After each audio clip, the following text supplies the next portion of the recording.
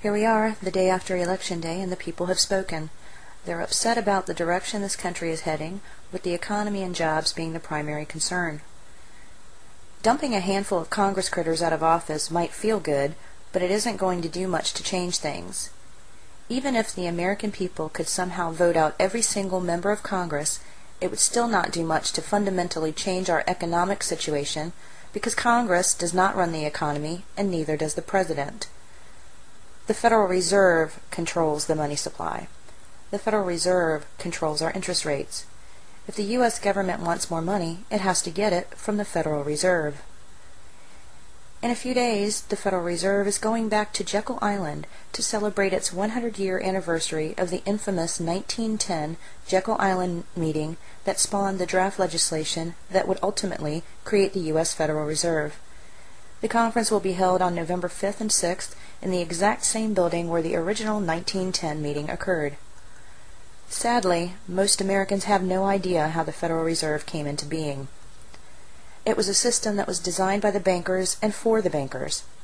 Now, the bureaucrats running the system are returning to Jekyll Island to congratulate themselves.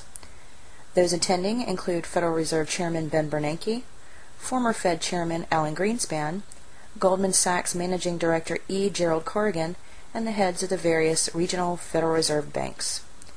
Looks like there will be plenty hors d'oeuvres to go around.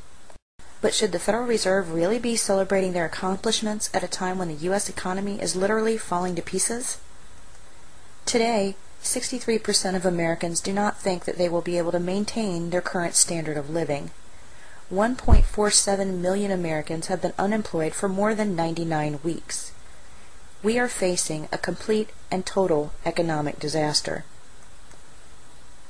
The truth is, the Federal Reserve has more power over the economy than any other single institution in the United States.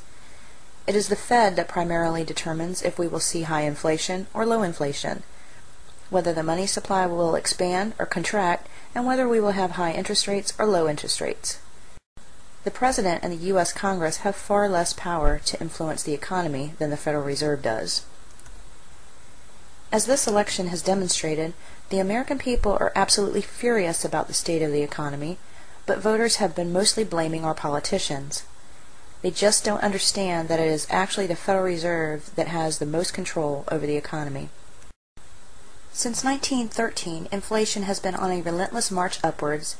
U.S. government debt has increased exponentially, and the U.S. dollar has lost over 96% of its value. The Federal Reserve was created to enslave the United States government in an endlessly expanding spiral of debt from which it can never be able to escape. It is a trap from which the U.S. government will never be able to get out of under our current system. Now many at the Federal Reserve are touting more quantitative easing as the solution to our economic problems. But anyone with a brain should be able to see that creating a gigantic pile of paper money out of thin air and dumping it into the economy is only going to make our long-term problems even worse.